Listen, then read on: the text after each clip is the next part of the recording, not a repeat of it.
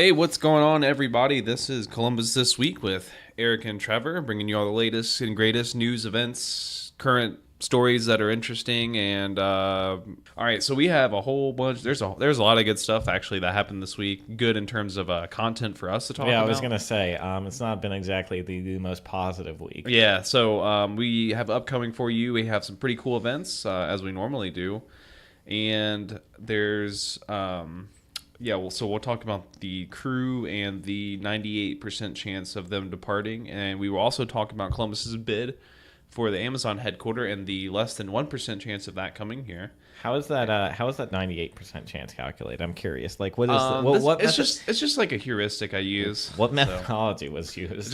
just my brain. Oh, okay. Yeah. So So it's very accurate. so the error bars are like plus or minus 100%.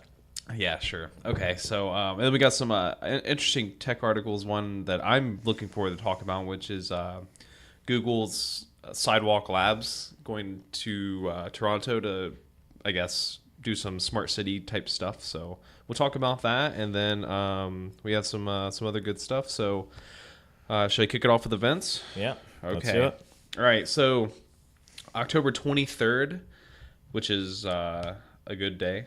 From 6:30 to 8 p.m., there is an event which I think looks really cool. So it's called the Transition to Technology.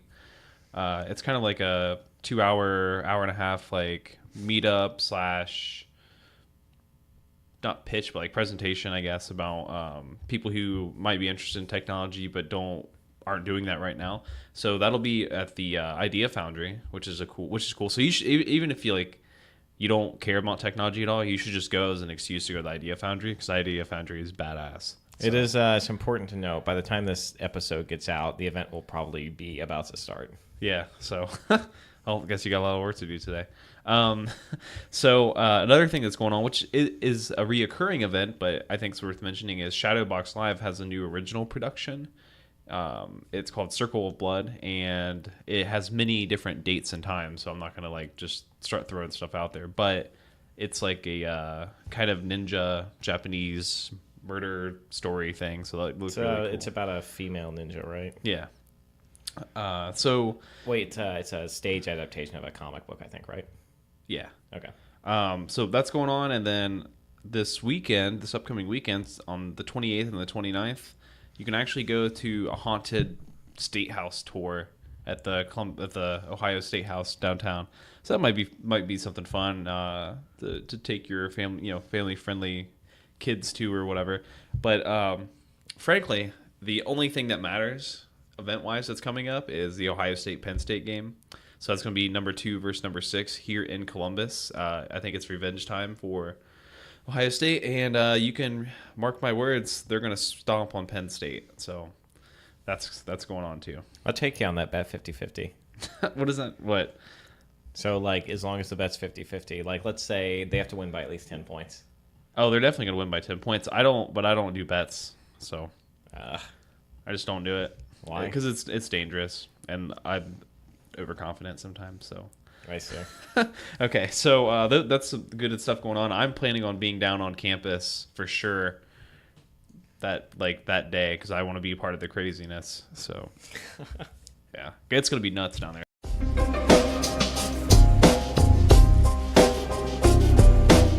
And so construction roundup. So bum construction roundup. The best part of the entire show and probably the best part of everybody's day. So they have actually this city, I guess, is the one that they own a lot of the land on like the Scioto Peninsula. So like when you think Franklinton, Scioto Peninsula, those two words should be synonymous, or those two areas. Saipan. Yeah. So they actually finally picked a company to do like the major development on the peninsula. So that's good. That's progress. It'll be a couple years and we'll start seeing a bunch of new buildings dot the skyline there. So that's coming up, and then there is a new. So they're renovating some of the like on Front Street and Long Street. They're renovating some of the older buildings to put in micro apartments, and then some retail at the bottom. Sounds interesting. I don't really know what they mean by micro apartment. I guess it means they're less than 300 square feet or around 300 square feet. So What's a ridiculous amount of living space? Yeah, that's pretty small. So, but you know, I mean, if you can make it work, I mean, I'm it's kind of attractive because it's like minimalist and Well, there's you know, a lot like, of like houses you see on Reddit that are like under 200. yeah, yeah. Or it could be like maybe you know what they should do? They should just like take like a green space like the size of the Columbus Commons and then just make it like a tiny house community like right in the middle of Columbus. That'd be hilarious. Okay, have you ever seen that show like the Tiny House Yeah. Hunters on HGTV? It's not a good show. It's but like if I feel like it's like the alternate, it's like an alternative universe where like Portland like took over the entire world and we just live there like everybody does. It's like just Portlandia, tiny houses everywhere instead of like the Soviets or something. But I don't think like Portland is actually tiny house land. No, that's like that's the kind of place that does tiny houses. They have like little tiny Well, house communities and I mean, stuff. it's the kind of place that does in that they're weird. Yeah, that's what I'm saying. All right. Anyway, and then another thing that's going on, I'm starting like I'm not too big of a fan of this idea. They're proposing like a condo building across the street from Franklin Park. So Franklin Park's really cool, but Wait, which side of Franklin Park? on East Broad Street across from Franklin Park. North, south, east, or west of it? I don't know. 1676 East Broad Street, wherever that is. So we can look that up really quick while. So anyways, what was the? Oh yeah. So the reason I'm kind of like not liking this is because instead of the problem is like the building's more like a everything. It's like a building where everything's contained inside. You know what I mean? It's on the north side too, by the way. Oh, okay. Your figures. Because Yeah. the south side of Franklin Park, it very quickly becomes Deteriorates. Well, it becomes like the ghetto, Yeah. which is fine. Well, I mean, it'd be nice if it wasn't the ghetto, but I mean, when I was living down near Franklin Park, I was south of it. yeah, There's a very different there's very different community north and south of Franklin Park. yeah. But so what I don't like is instead of so I think downtown they're mostly doing it right, but I don't like these big condo buildings that take all the residents and it's like you walk in through this single entrance and then like everything's inside. Like it doesn't have any interaction with the community or like with it doesn't have like any street presence. You know what I mean?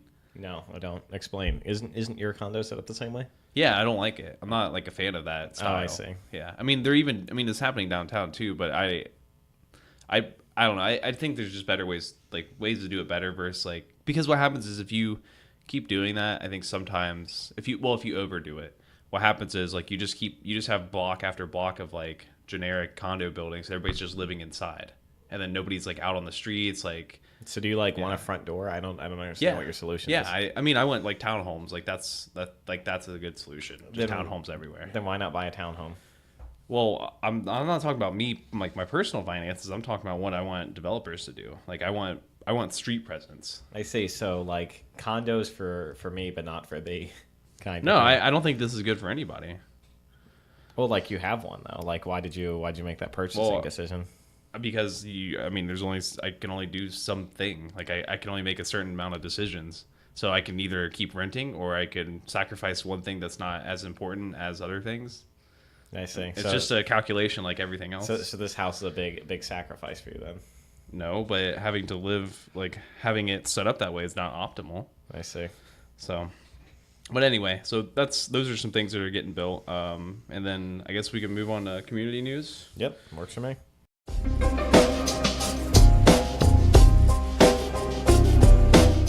So first up in community news, robbers stole $150,000 worth of Louis Vuitton products after ramming a truck into an Easton storefront. Yeah. So Easton, and when I say that, I mean like Battlefield Iraq. It's like, well, it is funny if you like read the. I saw like a Reddit thread on it, and everybody was talking about like how dangerous Easton is. It's like, but they do get into some trouble. They're like people like there are fights and stuff. And like, Well, all that I don't know, that yeah. shit happens after like 6 p.m. yeah, but it shouldn't happen at all. Well, what are you? I Gonna, mean- what are you gonna do to stop it? Do you want to go to like? No, some- I'm just saying it shouldn't happen. Not that I'm not like blaming Easton or anything. Definitely not blaming him for like this truck, but I'm just saying like it shouldn't even like people should just not be stabbing each other or like fighting. Like just stop doing that. Why is that so hard? Just don't do that, right? Yeah. I mean, And I mean, you know what the bad thing is? A lot of people are now talking about getting rid of the buses that go to Easton because of this. I mean, Yeah. because of this and the fighting. yeah.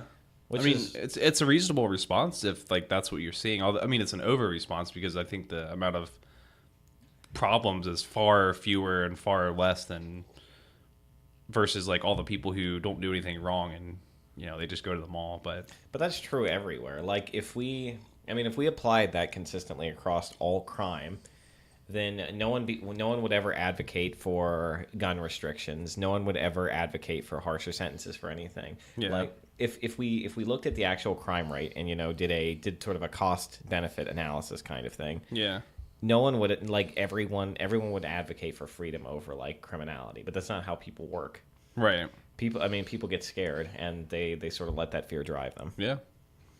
So, But anyways, the actual story, somebody rammed a truck into the one of the storefronts and stole 150 grand worth of Louis Vuitton stuff, which means they got like 3 bags worth of stuff. yeah. So yeah, it was the actual Louis Vuitton store. I guess I knew that was there, but I never remember walking by. I never go to Easton though, so whatever. I'm too cool for that. But yeah, so we have truck attacks in Columbus, although they're financially motivated, which I much prefer, honestly. Yeah, I can like financially motivated is at least kind of like rational. Like you can deal with that, right? Yeah. Well, I mean, I don't know if I would call truck attacks irrational. Like somebody has an ideological goal. Yeah, but it's like I don't know. It's kind of like our idiot versus like somebody else's idiot. I see. You know what I mean? It's like, well, that's my idiot. Like I'll take care of my idiot. Versus like all the terrorists, and it's like it's not like they're not like from your house. You know what I mean? But, all right. So next up in community news, so Hot Chicken Takeover was actually on the Today Show about 3 days ago. The founder was talking about how the company employs criminals. Or sorry, yeah, they're like in prison making chicken. No, okay. So here's the thing. I basically took the exact wording of like today.com's phrasing. Yeah. And then I was going to criticize them on their phrasing, but I like read it verbatim, so now I look like a dick.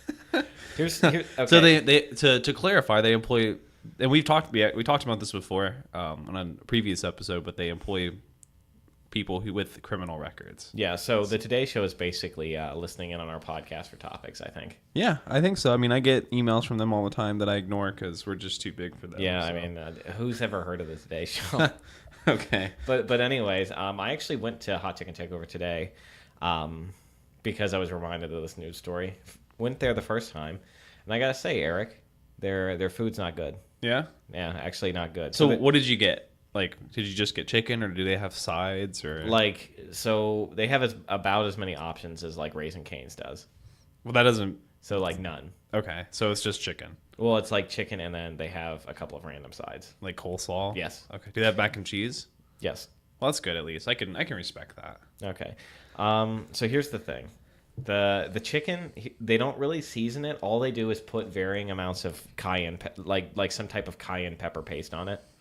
Because their whole gimmick is like you can make your chicken however hot you want, but there's no like flavor involved. It's just the cayenne pepper, Yeah. which sucks. So why? I don't know. Why is it so big? Also, it's overpriced. You pay like $6 for one piece of chicken. Oh, really? Yeah. Wow. I don't eat meat, so that's why I don't know. And also, I got a waffle because on Saturday and Sunday, apparently, you can get waffles. And they gave me 3/4 of a waffle. Like I don't. What am I? Yeah. Why? Yeah. That's funny. It's no chicken and waffle from Athens, though, right? I mean, I don't really get the appeal of the place. Like everyone there, and I mean everyone there, was like coming from church. Yeah, they're. Well, at least they're. I mean, that's fine. Like that's fine for me because then I think it's good that local businesses having gimmicky food. Then, if that's the case, then it seems like a very family-friendly oriented place. Like they have like boxes of crayons for kids and stuff. But, oh, really? I would have thought that it was like mega hipster. Like as soon as you walk in, like you grow a beard and everybody's in flannel kind of thing. It feels a little tiny bit like a hip faz cash place, but not really. Yeah. Okay. Well, But anyways, don't go there. The food is I mean, I'd give their mac and cheese a try, I guess, but yeah, well, feel free to they're not gonna kick you out because you're a vegetarian. oh, they might. I might walk in there and burst into flames. Yeah, you'll smell the chicken and you'll relapse. That's the real issue. Yeah, right. I mean, no, not their chicken. Yeah. I mean, chicken tastes good, but So, I'm not a anyways, murderer, so. anyways, we already covered the fact that they hire hire people with criminal records, which is fine. yeah. But the real story was you were disappointed with the food. Oh yeah, it's like Columbus needs better, local gimmick restaurants. Like White Castle. White Castle's pretty legit gimmick Ugh. restaurant. Ugh. Little tiny burgers. I'm not saying it's good. But I'm just saying like little tiny burgers. Can't turn it down with the probably the shittiest meat ever. Okay. All right. So moving on to very big, very important news. Probably the most important story of our lifetime. Yeah, I don't know about that. Well, so, definitely of this week, but probably our lifetime. So, giant, huge jerk face Anthony Precourt, who bought the Crew some amount of time ago. I don't know how long ago. 4 years ago. 4 years. Okay. So he bought the Crew, and now he's moving it to Austin. So like, Well, you mean he is potentially moving it to Austin? I Yeah. am using giant air quotes here. yeah. So, well, so what's funny is like when he bought the team, they had like a clause that he had to keep the team here for 10 years, but he had literally a go to Austin clause in the contract That like, says you don't have to wait 10 years if you go to Austin. yeah, which is unbelievably stupid. Like, why would you sign that contract? Like, why? Because it's obvious what that guy wanted to do. Yeah. So let me rewrite the contract in simpler terms. Yeah. I can't go anywhere for 10 years except for the place I want to go. Right. But so that, I mean, that's annoying. Like, I mean, we've talked about the issues with the Crew, and it to me at least, it solely rests on the location of the stadium. I have absolutely no interest in going there, paying $15 for parking, and then dealing with that madhouse. I plan on going to multiple Blue Jackets games this year. The tickets are reasonably priced. I can get up there. I can like go out for eat with my girlfriend beforehand, like which is what we've done when we've gone to the games. Like, we can get some drinks and like, yeah, they have overpriced beer at the stadium, but at least I only like if I want to get one, I only have to get one. You know, like I don't have to spend $1 million. But with the Crew, it's like it's just a stupid location. It's just beyond stupid how that location. Hey, Eric, I just want to point out we called this when we were talking about how the Crew was like the least visited stadium. Yeah. We said that if something didn't change, they were going to move. Yeah. So you can start calling us the Oracles of Columbus if you want. The Oracles of soccer. Yeah, so that's one prediction, and then my Ohio State crushing Penn State's the other prediction. So we'll be 2 for 2 here. No, sports scores are bullshit. You're not Nate Silver. 538's the shit. I love that website. But okay, so there's I mean, it's almost for sure that the Crew's gonna leave. Like the dude's he was already like in like Austin City Hall, like, you know, shaking people's hands and trying to talking to the officials and stuff. But so although he's being a giant douche, because like the city's even like I was reading, I don't know if it was the city or if it was just like Business Leaders Plus the city, what they offered to buy half of the team for the price that he paid for the entire team, and he said no. Right. So obviously this guy's just like looking to move the team to Austin, but there's some good news that maybe he'll get screwed on the way doing this. So apparently MLS is not very happy about it. So like the president of the MLS, whatever, basically like this guy kind of like is free walling it on his own. Well, yeah. So from what I've read, nobody's happy. Not even the city of Austin is all that happy. Right. and they definitely said that they're not going to pay for a stadium. Yeah, this is mega bad PR for Austin. This is terrible PR for MLS. Obviously, Right. This is terrible. Like, yeah. This guy's basically just an immature jackass. Like from a business perspective, there's a lot of losing actors in this move, and nobody really wins. Right. Like. That's the kind of thing that causes like real enmity in business. Yeah. Like if you do something where everybody gets fucked over, Right. people really resent that more Yeah. than like, you know, being a part of a group that was screwed over for someone else's gain. Right. And then on top of that, they were doing like the no refunds for season tickets and all this stuff. And I think they're actually, if they move the team, it won't be till 2019. But yeah, I mean, so that's good though, because it's good because at least everybody's like mad at this guy, and it's not like a big global conspiracy to like screw Columbus. But My only problem is a lot of people are kowtowing and sort of pleading at the knee of Precourt, and it's kind of shameful. yeah, what they should be saying is get the hell out of here. Yeah. So Like if you want to leave, if you want to take the team, go build a new stadium, spend all that money, have fun. Maybe the city of Columbus should pay the fee and then just start a new team. I mean, at least I'd prefer a sports team to be owned by the city though, frankly, because a lot of times they end up having to they give tax incentives, they foot the bill for a stadium, or they like regardless. yeah. So Let's at least make it transparent and do the Green Bay thing. yeah, exactly. And I don't even know if Green Bay is actually still. No, it definitely is. It is? Okay. Yeah. When you if you live in the locale, you actually, as a part of other ballots, you vote on like Green Bay Initiatives or whatever. Packers decisions. Yeah. That's cool. I mean, that's the way it should be, because sports teams are like part of the community. That's why like Ohio State's so successful, or like university sports are so successful, is because they can't just pack up and leave, like So there's that. Public funding goes into the universities, in particular, like let's say Ohio State as an example. You can actually go there, right? Like you can be a student, like you could work there, you can be all this stuff, and then but the private companies are like, I don't know. Yeah, I'm not a fan of the sole proprietorship, because I think it encourages people to have bad incentives, So like Precourt. yeah. But really quickly, I just want to call out a couple of things. Right now, there's basically a protest going on, like today, Sunday, the 22nd. There's a protest going on to basically like beg the crew to stay in Columbus. I think that's a bad idea. Yeah, I think what they should do instead is nobody should go to the game. Absolutely every single fan should say, I don't care, I'm not paying. Even if they've already bought season tickets and they can't like get it back, people should just absolutely not go to any game. So when the crew plays, the stadium should be completely empty. Like that, because that's the only way you like hurt these guys, is like you just don't buy anything from them. You stop, don't buy the merchandise, go burn jerseys, do all that stuff, and say, hey, if you're gonna be a jackass and like move the team, well, then have fun with an entire year of not making any money. That's how you do it. Don't burn jerseys. Here's why I say don't burn jerseys. Because if you look at like what happened with LeBron, a lot of people ended up pissed off and ended up just paying the Cavs more money because they burned their jersey, and then LeBron came back.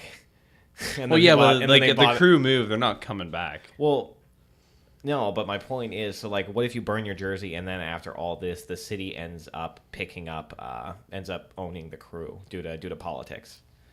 No, that's not going to happen. The guy he's not interested in selling the team. Well, what I'm saying is, if like something crazy happens, I mean, I guess you can wait to burn your jersey until after they move. But yeah, at the very least, just don't go to the game. Yeah, I mean, yeah, I'm fine with that. And also, just one last, calling out people for being stupid. Mayor Ginther pleading with Precourt to stay in Columbus. Stop what are you doing? That. Yeah, then that's the whole thing. Like they shouldn't be paying. They shouldn't be paying for. Like, so that's one of the things. Like the owner was like, oh well, like they got to pay for a new stadium, which goes back to the original point of this being a problem with it being a private entity. Is like they want a new stadium and they want the city to cough up a bunch of cash to help them out or whatever. And it's like, no, like. You bought this team. You know what shape the stadium's in. Like that's your problem. Like you deal with that. That's how business works. Like if I wanted to buy a house, like I don't go to the state and be like, hey, can you just give me a whole bunch of like money so that I build this house in order for me to stay here? Like that's, as for this particular instance, like, but he's a jobs creator, Eric. He doesn't create jobs. That's why Mayor Ginther needs to get on his knees and beg him, because he creates jobs. Do you want to lose those crew jobs? Yes. Think about all those poor people who are selling beers for $8 while they make less. They're more than that. They're like $9. Yeah. Anyways, not a fan of how this whole thing is going down in a lot of ways. Yeah. I think I wish the city would have just ignored him then. Like, if they had tried to work with him and then afterward, and he was just like being, a jerk like he is, then they should have just said, well, the mayor should have came out and said, hey, we tried a good faith negotiation. We understand like this, the state of the stadium, like that is a problem, blah blah blah. But this guy is basically intending, taking the city, taking the team to Austin. So, bye. Like that was my reaction. I was like, all right, well, see you later. Like, I'll make sure not to go to any games, and then, Hey Eric, since we can't go 1 week without mentioning Amazon, what's new in Amazon news? Okay, so so I mean, we talked about this. There's next to no chance of Amazon coming here, but it's fun to speculate. Well, actually, I think before we even talk about this, I'll tell you what my top cities I think will get this. One of them happens to be Austin. Might get it. Might actually get the Amazon. I want to see if my. And then immediately everybody had this like big conspiracy that like, Amazon was going to buy the stadium rights, like to like the Amazon Crew Stadium in Austin. Like, okay, like Amazon doesn't give a shit about fucking stupid MLS. All right, I want to hear your top list, and I want to see if the city you think, or like if the city I think. Because I have like a number one, most likely city. I want to see if it's on your list. Let's go. Okay. So should I do 4 or 5? Let's hear 5. Okay. Top 5: Austin, Denver. Oh shoot, what am I? Oh, Pittsburgh was one of them. And what were my other 2? Shoot. Austin, Denver, Pittsburgh. Toronto was on my list, and I'm kind of a toss-up with Chicago and Detroit, but yeah. So what's your top? So what are your top 5? Okay, top 5. Oh, that's harder. You can give like a top 3 then. Like this isn't a quiz, so. Oh God. So actually, my number 1 was Atlanta. Yeah, I mean that was in the list, but like I just don't think anybody wants to go live there. Well, I mean the thing is, it's not about people. It's about companies fucking love Atlanta. Yeah. And then I guess Austin makes sense. There's a lot of really pro-business places that make sense. I don't think it's going to end up in Michigan for that exact reason. Michigan and Detroit, I don't think it's going to happen. I think. Oh yeah, I mean I'm not saying I'm just saying those are. Like I would put Detroit at like Columbus and Tucson level of unlikely to happen. Tucson's far more unlikely than like Columbus. Well, I mean, you literally have to look somewhere on the east side of the U.S. Well, I was just making that joke because they sent if you don't know, they sent a 50-foot tall saguaro cactus to Amazon headquarters to try and get their bid. Yeah, it's like, look at us, Amazon. We sent you a cactus, which we killed in the process of sending. Yeah. As a matter of fact, like the Arizona Post or some other like news organization apologized on behalf of the city of Tucson for like doing that, like sending and torturing a cactus in the process of this, and then they begged them to bring it to like Phoenix. So besides Atlanta, what are your other like 2 or 3? Likelihood or like where I'd like to see it. Just likelihood, because we know where you'd like to see it, and that's Columbus, Ohio. Yeah. I mean, they don't have to be like. I mean, it doesn't. I mean, just like cities. Do you think that's like reasonable? Because like I would also put something like somewhere like not DC, but like somewhere nearby there, or like Boston or something like that. But I mean, the thing is like every single city has some problem. I'd say okay, Austin, Philly, Pittsburgh, maybe Boston. Yeah, and then Atlanta. Those are 5 I'd throw out. Yeah. So my issue with so Austin's the one that everybody thinks. I think they think it's going to go there, and so it makes sense in some respects, but it's also like it's really out of the way, right? I mean, it's in the middle of Texas, which is far from everything else. Versus Atlanta's a better strategic location than Austin is. So Texas is weird because Texas kind of gives you unique access to the Texas market, which is actually pretty big, right? Yeah, but it's no California. But it's. I mean, it's like 3/5 of a California. It's the second biggest thing next to California, though. Yeah, that's not nothing. Yeah, but you could just get that same market from Atlanta. I mean, or what about Denver, right? See, I think Denver makes sense too because I don't think that the like what you call the Midwest, it like makes any sense. It's too close to California. Well, that's one. I mean, that's like a negative I have towards Denver, but that'd also be a negative I'd have towards Austin too. I'm willing to bet if aside from Texas, there is no chance in hell that it's going to be on the west side of the Mississippi. Yeah, I mean, I agree. And that's why it's my only candidate was Denver, just because people want to live there. Also, it's Denver's kind of expensive. Like I feel like Yeah. the compared to its competition, it's Yeah. expensive for what the city is. Yeah, perhaps. So anyway, so yeah, that was an option. See, the thing about Atlanta is that like sucks. It's just Sprawlanta. So I mean, when Amazon's looking, I mean, it's gonna be one of the things that's gonna be interesting, and people are gonna be debating about this for years. Actually, I think. I wouldn't be surprised to see this in like case studies. Like Harvard Business Review is going to come up with case study. Everybody's going to be analyzing the rationale that they chose to use, and then see, okay, so what is one of the top 10 or so companies in the United States when they're looking at like huge, I guess, strategic things, what is actually important? So when they say access to international airport is important, what do they actually mean by that, right? I mean, so that's like a knock against Columbus, is because we don't have a bunch of international flights or whatever. But Although is it really, really important? We're very close to Cincinnati, which does. Yeah, and Cleveland and Detroit and yeah. So I mean, that's what I'm saying. It's going to be interesting when they actually analyze all this stuff. But wouldn't it be just the greatest thing in the world if Amazon just like rounded up a top 3 and then just chose randomly?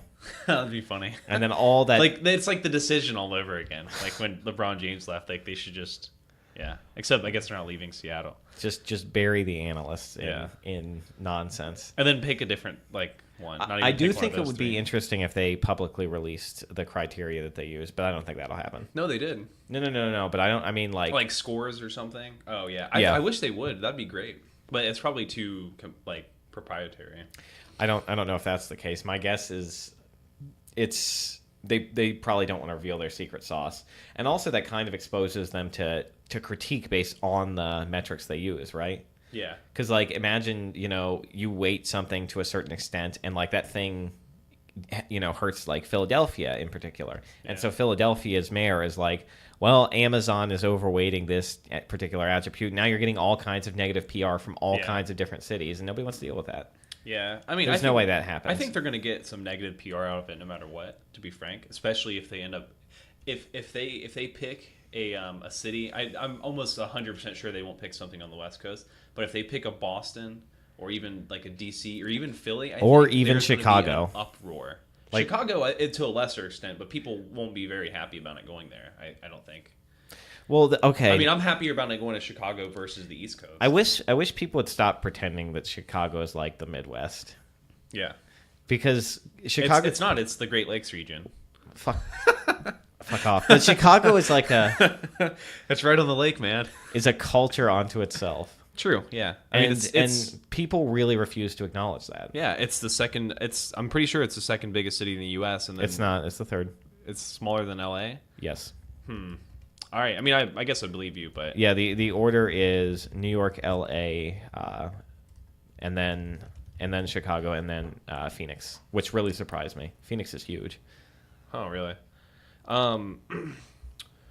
Yeah. It's LA's bigger. I mean, I guess that's fine. So Houston's really big too. But if so this is what if Toronto was like in the United States, I think 100% it goes there.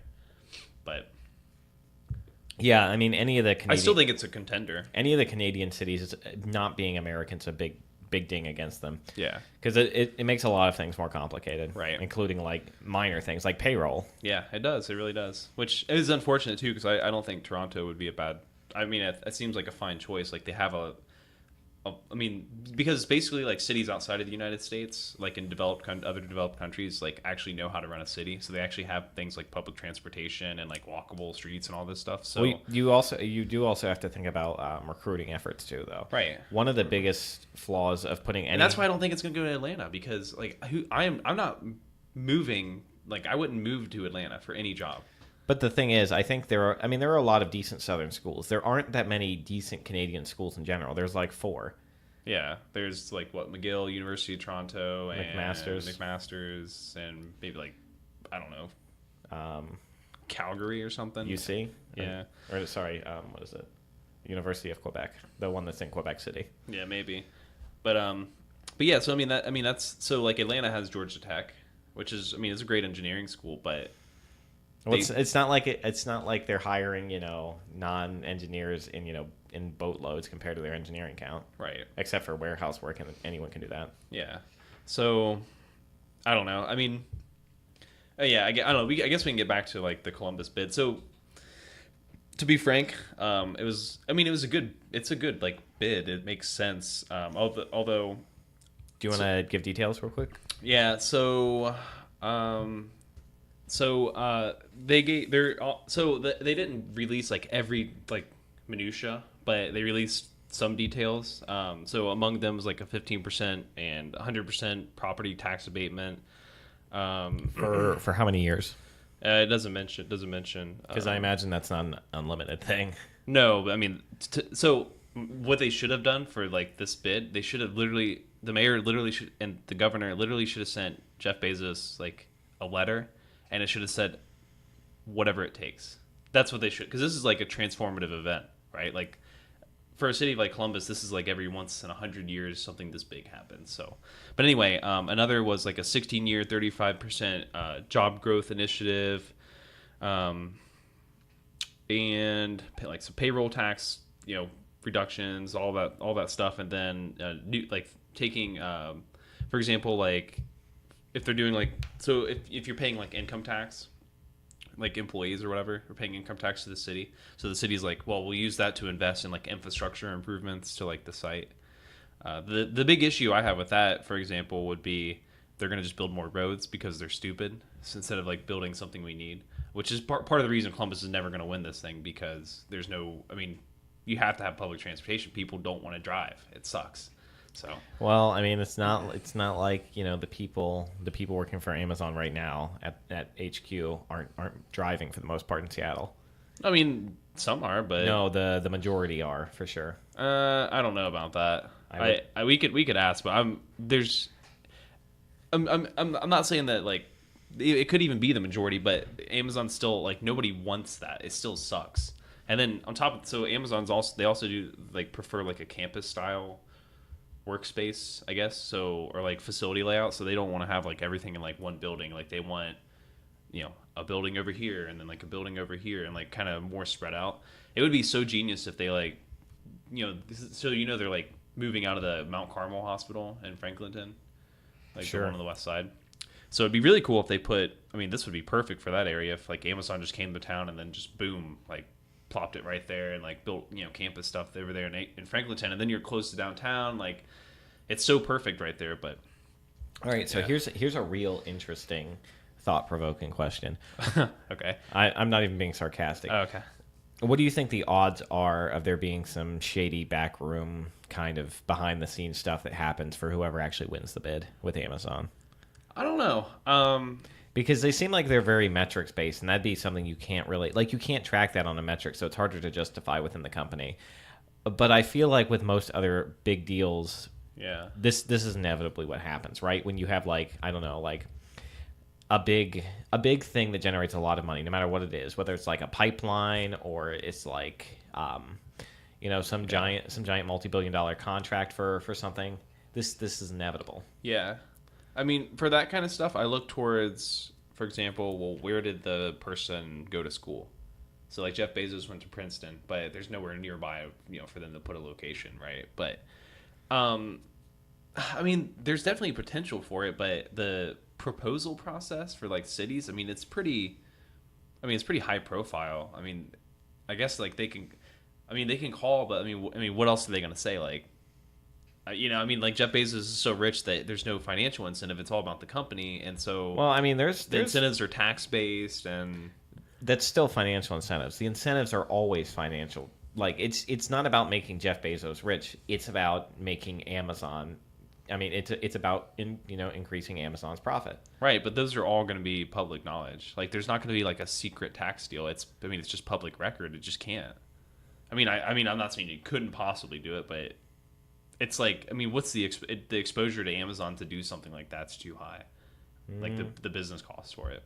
That's what I think. But Well, what about on the other side too? What about Amazon employees who are in charge of the decision-making process having their wheels grease a bit?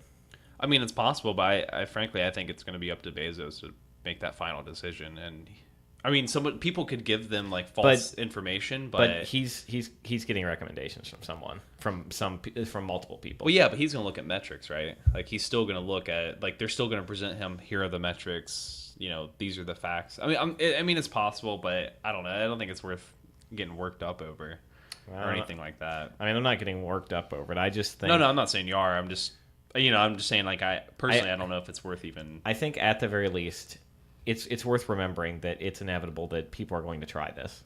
There's too much money at stake. Right. But I don't know. All right, so should we move on to the next topic? Yeah. So this one's not as fun to talk about, or maybe it is. I don't know. So Richard Spencer is white nationalist guy.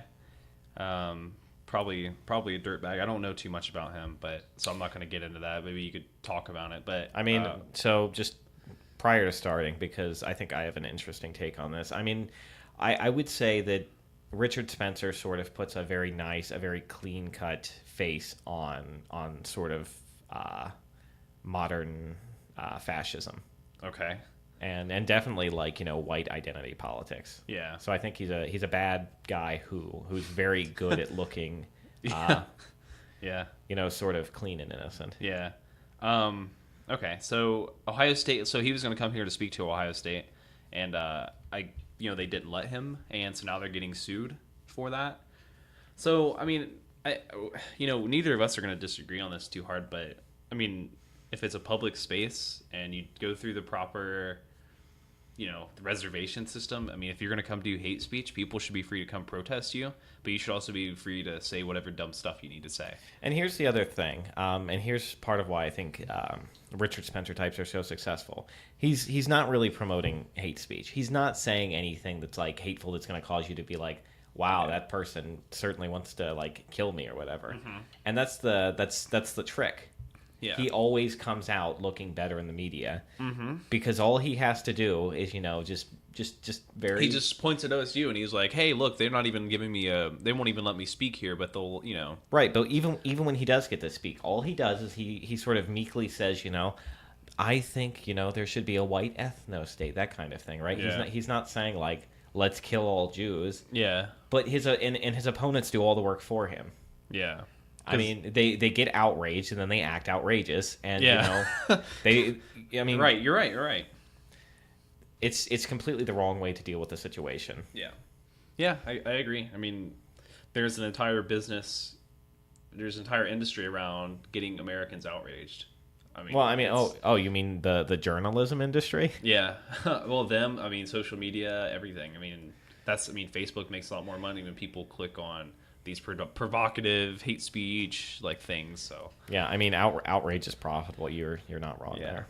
And so that's not good for our country, of course. Yeah, and I guess I didn't give my opinion, but you're absolutely right. I think a public university doesn't really have the ability to turn Richard Spencer away. Well, they do, but they should. They're getting sued for it, right? Like, yeah.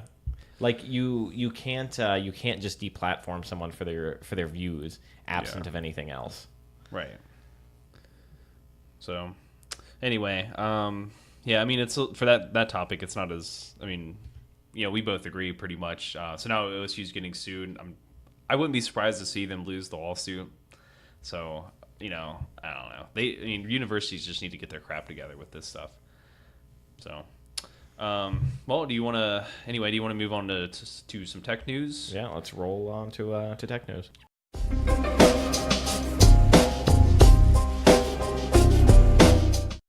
So, I guess, Columbus won the Smart City Challenge, blah, blah, blah. Really cool stuff. I don't know everything that's going on, but there's a newsletter, which is interesting. So I get that like every week. But so there's this company called Sidewalk Labs, like sidewalk as in you walk on the sidewalk. And so it was formed by Google a couple years ago. It's under the Alphabet parent company operation. And so basically what they try to do is like merge technology with like smart city kind of stuff, like free public Wi-Fi, I guess would be like a really contrived example, or like, having a good app for bus schedules or whatever, you know what I mean? Like that sector, like using data to make the city better or whatever, which is cool. I think Sidewalk Labs sounds like a fantastic company, right? I mean, at least the premise, because that's, for me at least, that's like the intersection of a lot of my interests. But so recently though, I guess Sidewalk Labs or Google or whatever, they're getting a chance to. So they've done some work in New York, like New York City, but now they're getting a lot more, I guess, freedom and leeway to do experiment, I guess, and implement some of their ideas in Toronto. So the Toronto waterfront in the city actually is, and you would think maybe you think this is not the case, but it's actually like run down compared to the rest of the city, which normally it's like the opposite, I think. But they're getting a chance, I guess, to implement some of these ideas and all this stuff, so I think it sounds really cool. And we have a link, so I have a link to that, and then there's a link to like a counterpoint to that.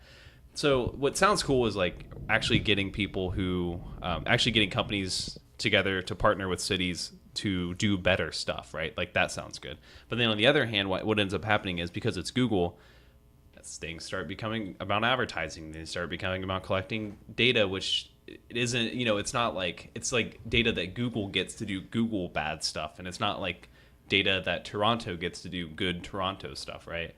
Yeah, I mean, at the end of the day, somewhere like Toronto, I mean, it's a hard problem because, like, Google will not cooperate with you if you don't give them, the data. complete access to do whatever the hell they want, for their parent company with your data, because that's Google's whole ethos.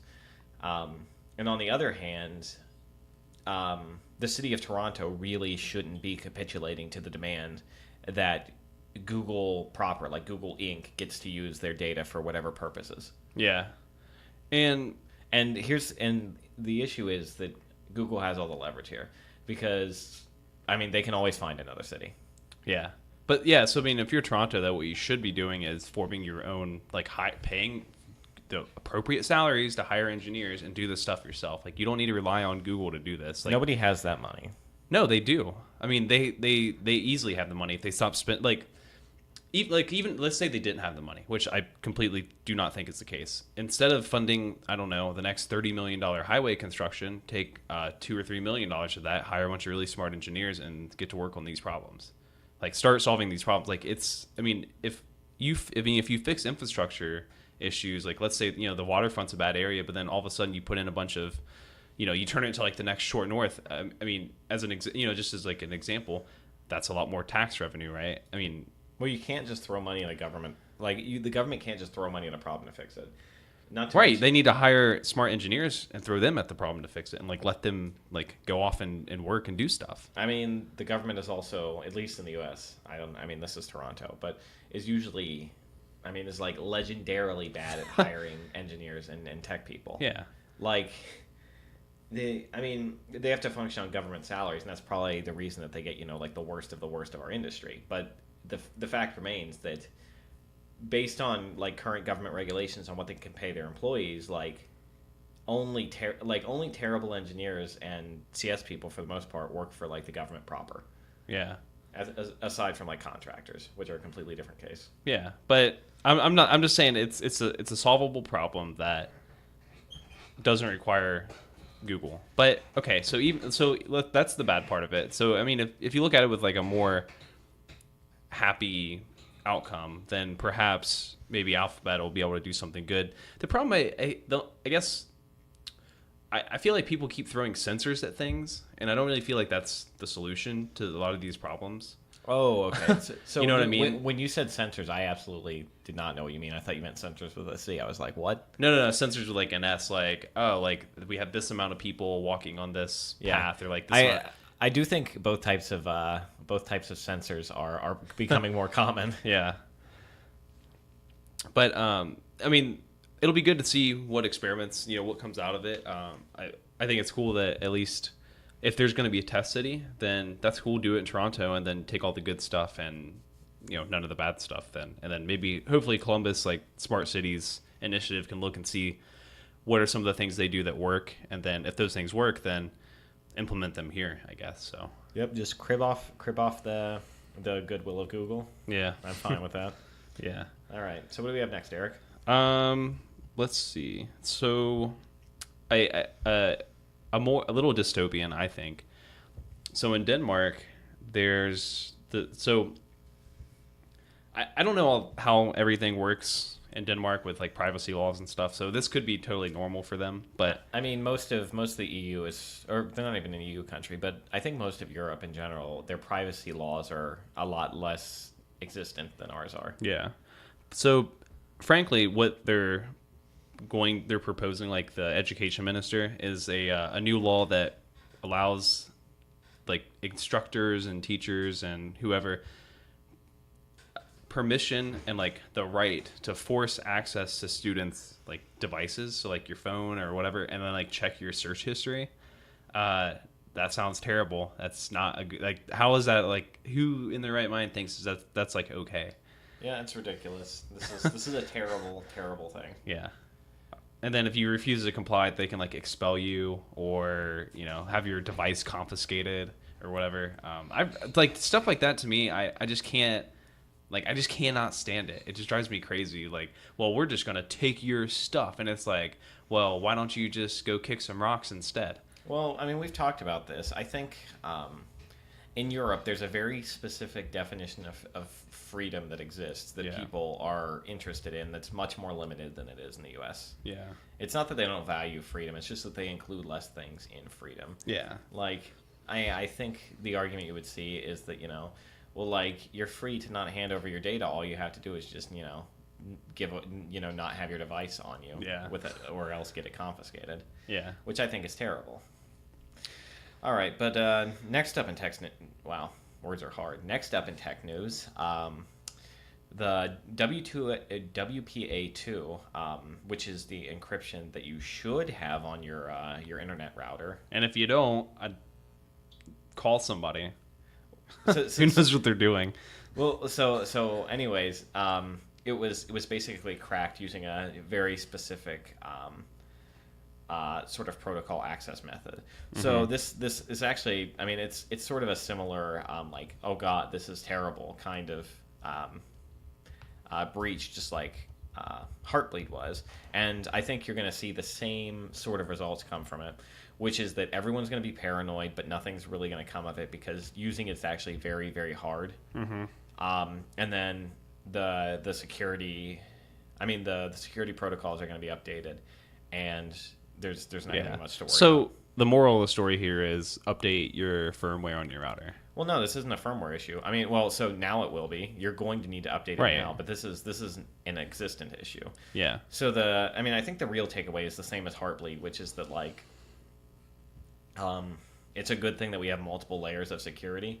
Right. And sometimes, big ones that we rely on break, and that's fine, and nothing really comes of it because we have sort of multiple layers of indirection. But it's obviously not an ideal thing. Right. Okay. Eric, so next up in tech news, I hear that that software developers, which used to be the number one most appreciated job, has fallen down to number 8, and it's not looking to improve anytime soon. Yeah. So we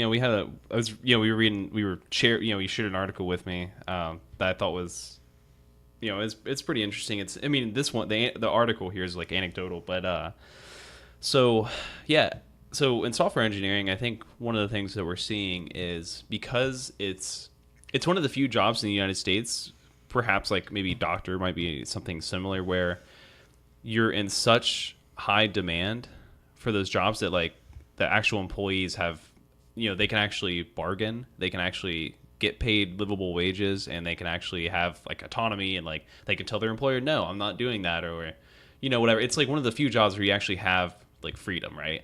And so when that happens, and you're going to see this in hospitals too, with doctors and the like, and nurses too, companies and entities that want to make more profit find a way to turn that intellectual capital and like that autonomy that a worker has into a manufacturing operation. So that's why there's all these like, moves to automate everything. Part of the reason for that is because they want to streamline it into a more manageable operation where you can hot swap in, we fired that engineer because they were too smart for us. So, we need to like hot swap in somebody else who can just pick up this work and just do it. So I think that's part of it. It's very Taylorist in a sense. Yeah. You just human beings are sort of a tool of the larger mechanism, and one that needs to be well controlled, rather than you don't want them to perform optimally because that's not ideal. You end up with a bunch of dead space all over the place. Yeah. You want them to perform expectantly. Yeah. My take on this article, of course, we'll have the article in the show notes. It's called McSoftware. It's on Hacker Noon. But my take on the article is I think the more important thing is that to some extent the stuff that people are building is just not as interesting. Right. Or it's like, go ahead. I don't want to interrupt. I think you see a lot of you're starting to see a lot of software trends, or you have for the last 7 or 8 years. Where the things we're building more and more are just you're just gluing big things that somebody else built together, and you just become this sort of master. Or you're reapplying the glue. Yeah, well, yeah. You basically just become a glue master. Yeah. I mean, and your entire job is about knowing how to glue things together in a specific way. Yeah. And it's just a way that often is specific to that company too. Oh right? Yeah, no. I mean, definitely. I mean, not always, but very often. I'd say the majority even is like you need to be an internal glue specialist. Yeah, like that is what software development has become to some extent. Yeah, and so you're right. And then one of the things from the article that was is interesting was so the author talked about basically coming into work and just like crushing their job. Right, so they come in every day and they're like, kicking butt, getting stuff done, rolling out all this stuff, and then, they look around and all the other, people working in their job are just like sitting on the internet and like not doing anything, right? And I mean, that's an anecdote, and like who knows how often people were or were not working, but so the incentive wasn't there. So allow me to interject. Yeah. So after reading this article, I actually went and got coffee and did a quick perusal of all the desks I could see while I was doing it. Yeah. It was just about 50% working to not working. Yeah. And so go ahead. No, I mean that's all I had. So nothing else to say? No. So what I was going to say was the incentives. But so when you get people work that's not interesting anymore. And when you're like, hey, you got to be here from this time to this time, and then, whatever, then people start becoming lazy. They start not doing work. They're doing this exact kind of stuff here, and then, they're getting paid a bunch of money to do that too, and it's crazy. It's like the monologue from Office Space. Yeah. Where he talks about, he does just enough work to avoid getting fired, and he feels like he does, like 30 minutes of real work in a week. Yeah. I mean, it's obviously exaggerated for comedic purposes, but not that much. Yeah. Because I do feel like a lot of people do the bare minimum, and it's not necessarily their fault. Right. Yeah, I mean, I don't know, you give people uninteresting work, and then you start turning it to a manufacturing operation, you take the autonomy and the craftsmanship away from any sort of job, then worker satisfaction is just going to go down. Like, people don't want empowered people. Like, if you're a manager, like, that's exactly the opposite of what your interests are. So, yeah. All right. I think that's it for tech news, Eric. Yeah. I guess a sad note, but, well, I guess our feature is related to that, though, if you want to lead in. All right. Let's move on to the feature.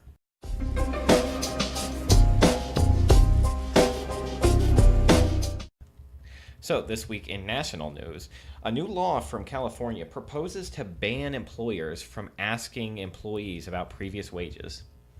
Mm-hmm. This is one of many bills in the last couple of years that I think is targeted specifically at fighting kind of predatory behaviors that you're mostly seeing from the Big Five in Silicon Valley and California. Yeah. So let me get your thoughts on this, Eric. Well, I don't think it's going to have the intended effect. Really? Yeah. So what do you think the effect is going to be? Because I haven't really thought this through. Yeah. Because I don't know about you, but my policy on people wanting to know what I make, I'm very, very open about that kind of thing. Just Yeah. because if employees aren't open about that kind of thing, that's how people collectively get screwed. Yeah. So that, I mean, frankly, that's what I think is part of what's gonna happen. Yeah, it's just not. I mean, it's just not gonna have like. So, what do you think the unintended consequences are going to look like? Let's see. I mean, all right. So if you go in to an interview, right, and you can't, so employers are still going to get that information, right? So I just don't see it giving the employee or like the job applicant any power. It's not helping out with anything. Well, how are they going to get the information? The employers, Yeah. oh, they're still going to get it because they can't ask job applicants about their prior salary, but that doesn't mean they can't get information on their prior salary. That doesn't mean they can't get a range of salaries from like a certain company, for example, because people even self-report it. I mean, if you go to what's the one site? Glassdoor? Yeah, so if you go to Glassdoor, they'll post what their salary is. Like, I mean, maybe that's not 100% accurate, but you know, if you ask a job applicant their prior salary, they could lie too, right? So I don't really see, you know, what the difference is there. Yeah, it seems to me like another token way to I guess I feel like this is an element of token backlash against the big five that you're starting to see. Yeah. And this is a big cultural thing I've noticed in the last few weeks that you might also notice is sweeping up. Mm-hmm. It seems like the news media is starting to become very, very anti-Silicon Valley. Yeah. And very anti. And part of that's because they're threatened by Silicon Valley. Well, so I think it's not even Silicon Valley like the place or the culture or the people. I think it's more the industry. Well, not the industry either. When I say that, when I say people, I hesitate because I think a lot of the negative press about Silicon Valley is very, very targeted towards individuals. You're starting to see Zuckerberg get a lot of bad press. You're starting to see Bezos get bad press. Yeah. It seems like they're focusing on, you know, the big players. Peter Thiel has obviously gotten an insane amount of bad press over the last couple of years. Yeah. I think you're starting to see this like push to try and what I think might be happening is I think there's a push to try and, you know, make it so that these people aren't viable in politics by painting them as like out of touch elites who kind of want to control people. Yeah, before they actually run and win elections, because somebody like Zuckerberg, I think he'd easily win. Yeah, I mean Zuckerberg. Wait, to be fair though, as much as I hate Facebook, I do think that he would be an improvement over if I'm choosing Hillary Clinton or Donald Trump. I would, and Mark Zuckerberg's the third candidate. I mean, come on, like even if you don't like him or like Facebook, at least he's not gonna come in and just be like a total idiot. Remember when we had that podcast titled 27 Years to Dystopia? Yeah. I think it's more like 3. Maybe, yeah. Good God. But yeah, I wouldn't be surprised to see like the media who's in bed with the government oftentimes, you know, come out and start already, you know, they're already getting the working together and be like, yeah, like we're digging up all this stuff. They're all out of touch, blah, blah, blah. Right. So I don't think this. I agree with you that I don't think this bill will do much. I don't think it'll do anything negatively. Yeah. I mean, so their goal is to part of their stated goal is to like narrow the gender wage gap, but I don't see how this does that. I mean, I think the implication is because if you're in an interview, right? So an employer can give you, so they want an employee to come in and give the employer, like the state wants the employer to give a salary range for a job, right?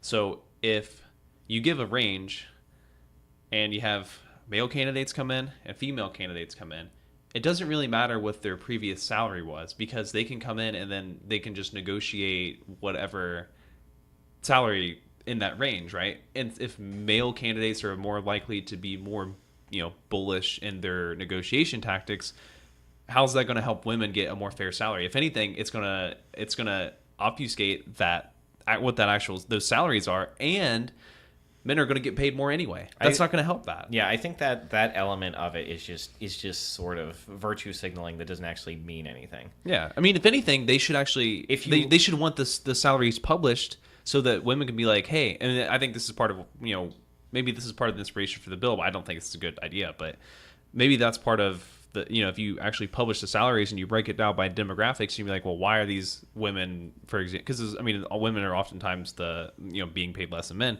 Why are women being paid less than men for, the same amount of work, right? So if you at least have all the data public, then you can make that argument. Now it's like everything's hidden, nobody can look at it, so nobody can, the employer can be like, oh, well, I didn't know that they made less amount of money than so and so because I can't, none of this data is going to be public. To be fair, though, I am definitely against private companies being required to publish. Well, what about public companies? Give me an example of a public company. Like any company traded on the stock market? Oh, I mean, they're still privately held. No. What do you mean? Like Google's a publicly held company. It's not privately held. Sorry, I mean that has private stakeholders. Well, yeah, but I mean, they're still public companies. Like they have to. There's certain reporting that they would have to do that, say, Nationwide Insurance doesn't have to. I don't know. I guess I'm. And by the way, I completely agree with your correction. I guess what I was trying to differentiate is governmental and then non-governmental sort of organizations. Yeah. But anyways, yeah, I don't know if I would. I don't think I'm comfortable just publishing every employee's information, whether they want it published or not. Yeah. Yeah, I mean, you're not going to get much argument from me, just because I also just don't think it's going to work. So I don't know. I don't know what the solution is, other than hopefully making people. I mean, but you could. I mean, what about if you're introverted and like you're not normally someone who, I feel like I can negotiate a salary much better than somebody who's a lot more introverted, because I could be like, yeah, X, Y, and Z, blah blah blah, and then get more money. So why aren't we legislating laws against introverts, or for introverts, so they can get better salaries? And if you keep making those arguments, eventually the result you get is basically Reddit's policy on wages. Yeah, or you get the military system where it's like, you're this rank, you just get paid this much whether you're like shitty or not. No, that's exactly how Reddit works. Like you cannot you cannot negotiate salary for Reddit. Well, how's that working out for them? What do you mean? Like, how's Reddit doing? Yeah, I mean, as a company, not like well. Yeah, I mean I feel like Reddit's in the same place as Twitter, where they just like have too many staff that aren't really doing anything. Yeah, but I don't think Reddit's gonna like go out of business either. Yeah, sure. That same thing with Twitter. Somebody might buy it, but I think Reddit get Reddit's owned by Condé Nast. Yeah, which is a media company. Yeah. But yeah, I don't think, like, if you want the best and brightest engineers, they're not going to tolerate not being able to negotiate salary, because that means everyone, so long as they don't get fired, no matter how shitty or how good they do it, they're all making the same amount of money. Yeah, I mean, and I've seen that at work where people were like, I come into work, it goes back to that article we were talking about, like somebody comes in and they're busting their balls, like or their vagina, busting their ovaries, because I'm not trying to, that's just a word, a phrase, whatever. But so they're not trying to they're trying to come in and just kick butt at their work. And then there's these other people making the same amount of money, sitting there playing, on Facebook or whatever, not doing anything, right? So I don't know. I just don't. To me, it seems like I think the competition and the, I just don't see this bill helping anything. And I think people need to be able to go in and negotiate salaries. Like that's just a fundamental skill you need to have as a person. I mean, that's life. Like you have to negotiate all kinds of things. Like, I don't know why we're trying to baby it around jobs, All right. Well, I mean, it's the same thing with the interview. Like, well, I mean, are we gonna have like standard interview questions and like, I mean, because even then it's like, well, what if the interviewer happens to have a bias towards a certain, maybe a certain web framework? I don't know. And like, you're really good with web frameworks, but maybe you don't know that one.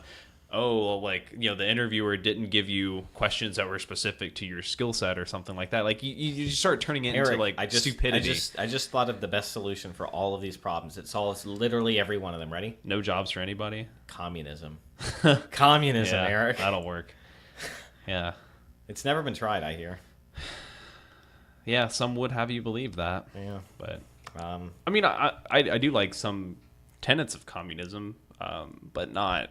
Like the economic the starvation parts? No, I mean, just some of the ideas, I guess, are okay. But you're like at least well intentioned, but you know what they say about the good intentions. So yeah. All right. You have anything else on this topic, or you think no? It's dead? It's Yeah, pretty much. I think we beat this one to death with the between the last two articles. Pretty much covered that. So Yep. Yeah. So that's all I got. Yeah. Really makes you want to work for Reddit, though. No, it doesn't. There's something about. I mean, I also feel like there's something about just knowing how like you're going to get a standard increment increase.